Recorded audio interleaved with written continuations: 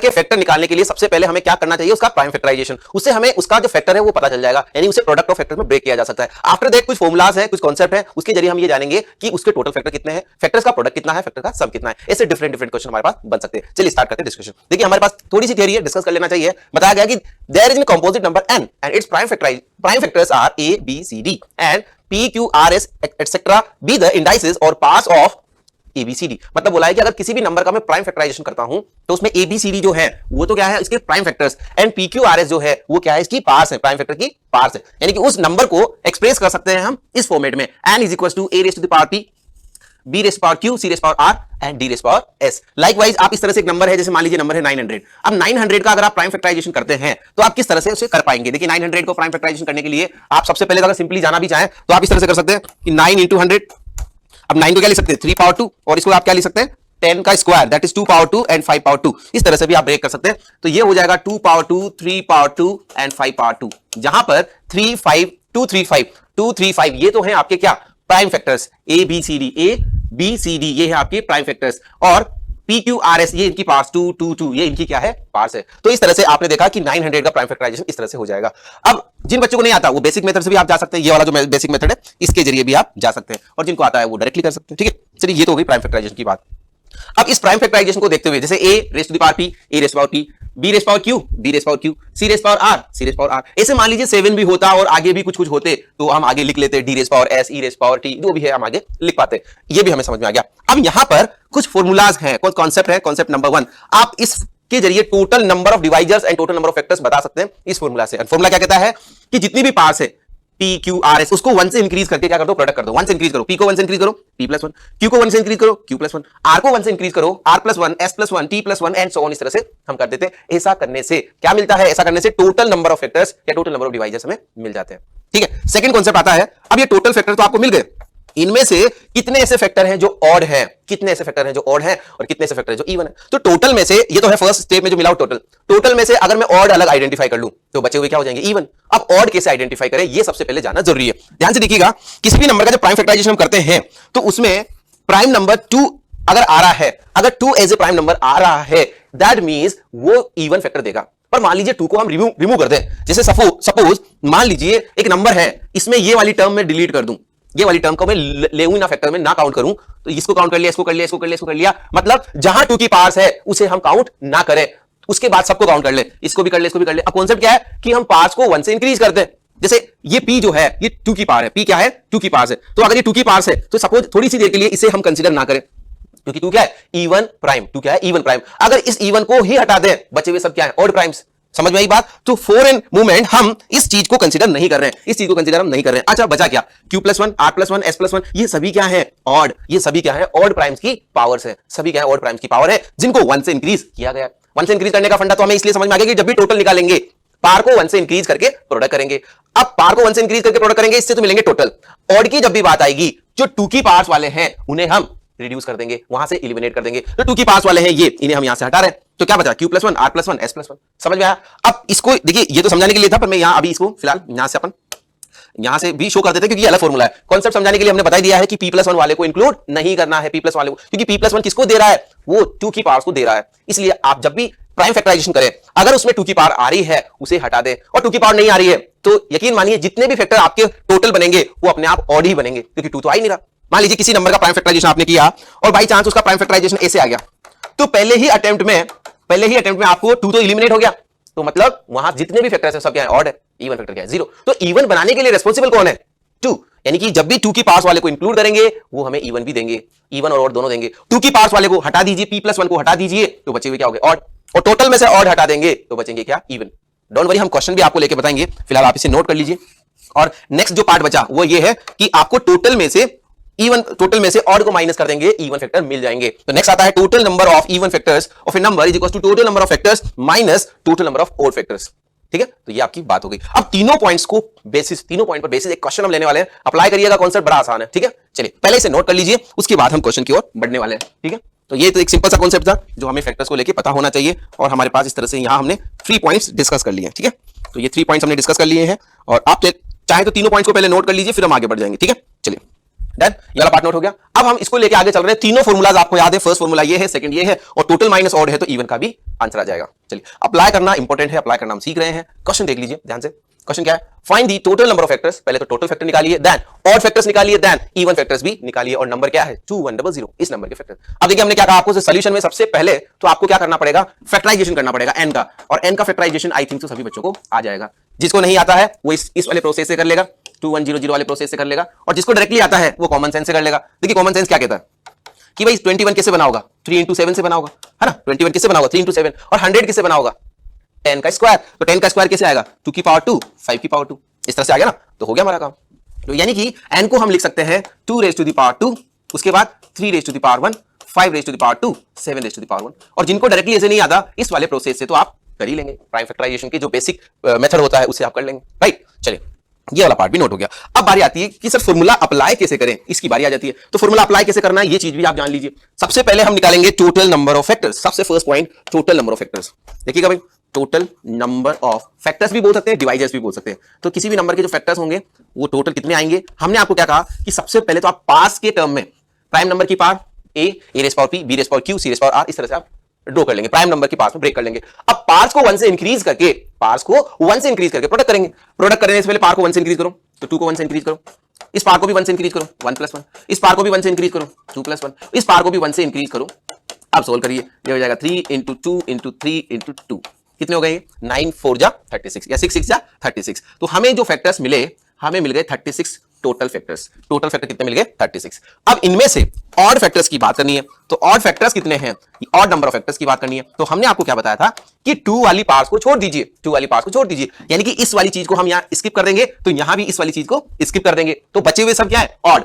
यानी कि ये वाला काउंट हो जाएगा, ये भी काउंट हो जाएगा, ये भी, यानी इन वाले पार्ट्स को छोड़ना पड़ेगा क्योंकि 2 की पार्ट्स हैं, और 2 की पार्ट्स क्या बनाती है? इवन बना देगी। अगर इनको काउंट कर लेंगे तो ये इवन बना देगी, पर हमें क्या चाहिए? ऑड चाहिए। इसका मतलब पीछे वाले को काउंट कर लेंगे, यानी ये वाला लिख लीजिए आप 1 + 1, ये वाला भी लिख लीजिए। हम किसको छोड़ रहे हैं? केवल 2 की पार्ट्स वाले को। 2 जो है इवन है, बाकी सब ऑड है, तो बाकी सब ऑड को काउंट कर सकते हो, इवन वाले को एट ए मोमेंट उसे छोड़ देना है, उसे काउंट नहीं करना है, तो इसे काउंट नहीं करना है, ठीक है, इसे काउंट नहीं करना है, इसको काउंट कर सकते हैं। अब आप ही बताइए प्रोडक्ट क्या आया? 2 3 2, तो कितना हो जाएगा ये? 2 × 3 × 2, 6 2 जा 12, तो आंसर कितना हो गया? 12। तो ऐसे 12 फैक्टर्स हैं जो हमारे पास कैसे हैं बेटा? ऑड है, ये ऑड आ गए। अब ऑड भी आ गए, अब बची क्या? इवन की बारी आती है। तो हमने आपको क्या बताया कि भाई इवन निकालने के लिए टोटल में से क्या माइनस कर दो? टोटल में से क्या माइनस कर दो? ऑड माइनस कर दो। तो total factors minus odd factors, total factors minus odd factors. तो ऐसा करने से आपके पास बचे हुए इवन फैक्टर्स की वैल्यू मिल जाएगी, and this will B 36 - 12, and answer क्या हो गया? 24। बात समझ में आ गई? इस तरह से हम इन्हें टोटल फैक्टर्स का यहां पर मतलब बात कर सकते हैं, ठीक है। जहां हमने टोटल फैक्टर की बात करी, ऑड फैक्टर की बात करी, इवन फैक्टर की बात करी, ठीक है। तो बड़ा आसान कॉन्सेप्ट है, एक बार समझ में आ गया, आसानी से आप कर लेंगे। इसे नोट कर लीजिए, उसके बाद हम आगे sum of factor and product of factor की भी बात कर लेते हैं, ठीक है। इसे नोट कर लीजिए। नाउ अब हम थोड़ा सा और आगे बढ़ते हैं और बात करते हैं सम ऑफ फैक्टर्स की, after that product of factors की। अभी तक हमने फाइंड किया total number of factors, even factors and odd factors. चलिए आगे बढ़ते हैं। अब देखिए, अगर हमें फैक्टर्स पता चल गए तो उनका सम किस तरह से निकालेंगे, ये हमें सबसे पहले आना चाहिए। डिस्कस स्टार्ट करते हैं डिस्कशन। देखिए n can be expressed as, n जो है सबसे पहले आपको क्या करना है? प्राइम फैक्टर्स में ब्रेक कर लेना है, जैसा हमने लास्ट क्वेश्चन में किया भी था, है ना। 2 raised power 3, 3 raised power 2, जो भी है इस तरह से आप ब्रेक कर लेंगे। After that sum of all divisors या सम ऑफ फैक्टर्स का फॉर्मूला लगाएंगे, एंड s जो है सम को रिप्रेजेंट कर रहा है, किस तरह से आएगा? a raised to the power p + 1 - 1 divide by a - 1। आप चाहे तो इस तरह से भी लिख सकते हैं, ये जो पावर है ना p + 1, उसको 1 से इंक्रीज करना है, और जो सम का फॉर्मूला है वो इस तरह से आ जाएगा a raised to the power p, जैसे ये है ना, इसको आप क्या करें? +1 करें, देन यहां -1 डिवाइड बाय a - 1, इस तरह से भी आप लिख सकते हैं। देन अगला टर्म लेंगे b raised to the power q। अब q को क्या करना है? 1 से इंक्रीज करना है, देन ये -1 डिवाइड बाय b - 1। फिर क्या करना है? c को क्या करना है? अगेन पावर क्या है? r को r + 1 लिख दीजिए, देन -1 डिवाइड बाय c - 1। और d वाला जो है उसको भी ऐसे लिख सकते हैं। और आगे भी अगर होता, जैसे मान लीजिए d के बाद भी अगर कुछ होता, s + 1 - 1 अपॉन d - 1, आगे भी ऐसा कोई पावर होता तो हम उसको इस तरह से सो ऑन करके लिख सकते थे। समझ में आई बात? इन सभी को हमें क्या करना है? प्रोडक्ट मतलब इस चीज को सोल्व करना है। तो ये हमारे पास फॉर्मूला हो गया। अब इस फॉर्मूले को अपन को अप्लाई करना आना चाहिए। एक क्वेश्चन के माध्यम से इस चीज को हम डिस्कस करने वाले हैं। देखिए क्वेश्चन क्या है? Find the sum of factors of 540 का हमें क्या करना है? सम ऑफ फैक्टर्स निकालना है। फॉर्मूला हमारे पास है। अब सबसे पहले इसका प्राइम फैक्टराइजेशन हमें आना चाहिए, एंड प्राइम फैक्टराइजेशन किस तरह से कर सकते हैं? देखिए 540 को आप क्या लिख सकते हैं? 27 × 20 ऐसे लिख सकते हैं ना। देखिए अगर जिसको नहीं आता, जो बेसिक मेथड है लॉन्ग डिवीजन, उससे भी आप कर सकते हैं। ये वाला मेथड जिसको नहीं आता, इस तरह से 540 के डिवीजन कर लीजिएगा, है ना। और जिसको ऐसे वर्बली आ जाता है, वर्बली भी कर सकते हैं, ठीक है। तो मैं डायरेक्टली कर देता हूं। जिसको नहीं आता, आपको मेथड बता दिया है, इसकी हेल्प से आप कर सकते हैं, ठीक है। तो आपको मेथड यहाँ पे बता दिया गया है, और जिसको आता है वो इस मेथड से कर ही लेगा, ठीक है। चलिए कितना हो जाएगा? अब इसको क्या लिख सकते हैं आप? 3 का क्यूब, और इसे आप क्या लिख सकते हैं? 4 इंटू 5 इस तरह से लिख सकते हैं। तो हमारे पास जो n है, n जो है हमें क्या मिल चुका है, n को हम लिख सकते हैं, देखिए ये कितना हो गया 3 का cube 2 rays power 2 5 rays power 1। इसको अपन तरीके से लिख लेते हैं थोड़ा सा ना, यहां से इसको इरेज कर देते हैं और यहीं लिख लेते हैं ताकि आपको फॉर्मूला अप्लाई करने में आसानी हो। ठीक है, चलिए तो ये हो गया हमारे पास 2 rays power 2 3 rays power 3 and 5 rays power 1, ये हमारे पास नंबर हो गया। ठीक है, अब फॉर्मूला अप्लाई कर देते हैं। ठीक है, अब देखिए फॉर्मूला किस तरह से अप्लाई होगा। फॉर्मूला अप्लाई करने के लिए आपने क्या कि भाई पावर को 1 से इंक्रीज करना है, तो पावर को 1 से इंक्रीज करना है, यानी कि 2 जो है उसकी पावर क्या है 2, 1 से इंक्रीज करो तो हो जाएगी 3 माइनस 1 डिवाइड बाय 2 माइनस 1। फिर पावर को 1 से इंक्रीज करना है, पावर को 1 से इंक्रीज करना है 3 रेज़ पावर 4 हो जाएगा upon 3 minus 1 b minus 1 b is 3 a b c d क्या है प्राइम नंबर्स। फिर पावर को 1 से इंक्रीज करना है तो 5 की पावर 1 है, 1 से इंक्रीज कर दो 2 माइनस 1 5 माइनस 1। इस तरह से हमें क्या करना है, सिंप्लीफाई करना है। अब देखिए ये कितना हो जाएगा 8 माइनस 1, 8 माइनस 1 कितना हो गया 7, तो 7 अपॉन 1। आगे देखिए ये हो जाएगा 3 rays power 4 81, 81 upon 2 81 upon 81 minus 1 भी तो है, 81 माइनस 1 क्या हो जाएगा 80, तो ये हो जाएगा 80 बाय 2। एंड लास्ट वाली जो चीज है 25 में से 1 गए कितने बचे 24 बाय अपॉन में कितना है 4।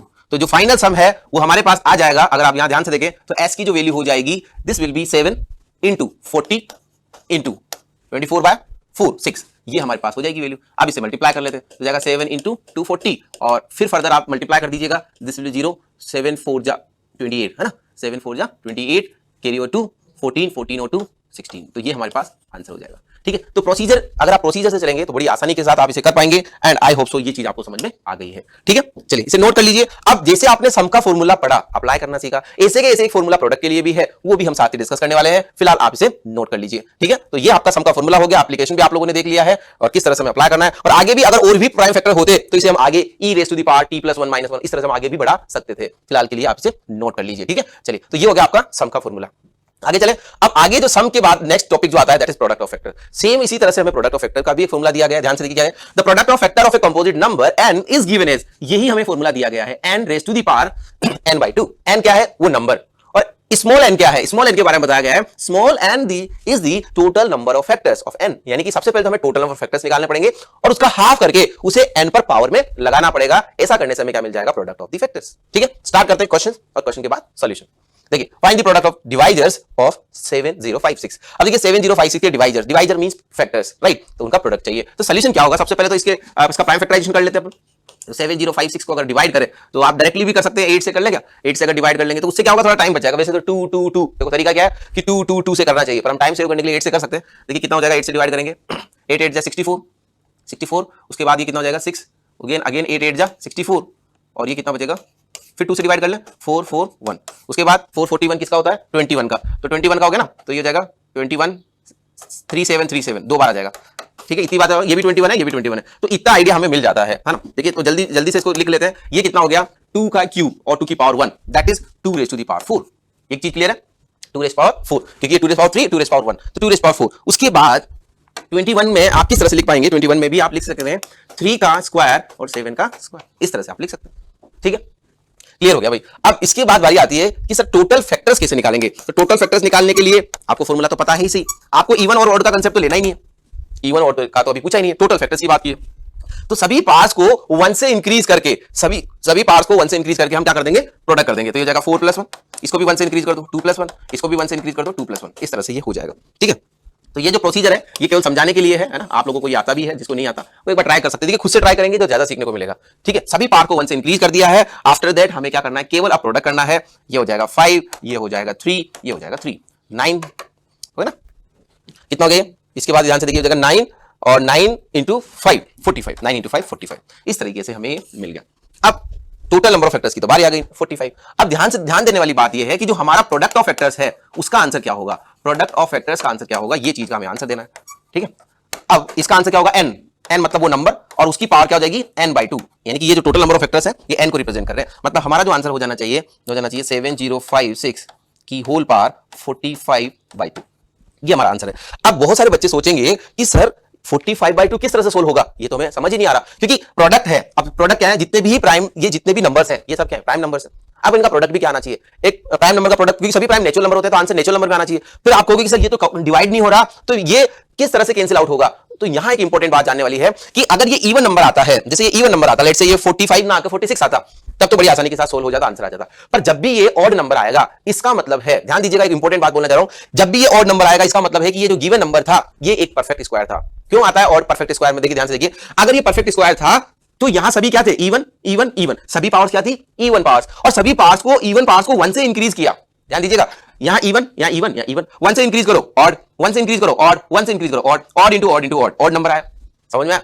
यानी कि जब भी टोटल फैक्टर्स ऑड आएंगे, दैट मींस वो नंबर क्या है, एक परफेक्ट स्क्वायर है। तो यहां एक इंपॉर्टेंट नोट ये बन सकता है, every perfect square has odd number of factors. एक नोट करके हम लिख सकते हैं ना, वो हम लिख लेंगे, पर फिलहाल के लिए आप इसको ध्यान दीजिए, ये एक नंबर एक परफेक्ट स्क्वायर है। अब बात आती है कि किसका परफेक्ट स्क्वायर है, तो पेयरिंग कर लीजिए। तो यहां से क्या जाएगा, इसका अगर अंडर रूट लेते हैं, इसका अंडर रूट लेते हैं तो जगह 2 रेज़ पावर 2 है ना, दैट इज 4, तो ये जगह 4 3 7, तो 12 12 7 जा 84, तो ये 84 का होल स्क्वायर है। अब आप चाहें तो इसे 84 का होल स्क्वायर लिख सकते हैं, और आपका जो आंसर आ जाएगा दिस विल बी, जैसे इसे 84 का होल स्क्वायर लिखेंगे, मैं यहां पे लिख देता हूं, वहां पे जगह नहीं है, ठीक है, तो इसे 84 का होल स्क्वायर जैसे आप लिखेंगे, आप मुझे बताइए ये आंसर क्या आने वाला है। तो इसे हम लिख देंगे 84 होल पावर 2, एंड उसकी जो होल पावर है वो कितनी है बेटा, 45/2। तो ये अब 2 यहां कैंसिल हो जाएगा, ये 2 यहां कैंसिल हो जाएगा, तो फाइनल आंसर हो जाएगा 84 होल पावर 45।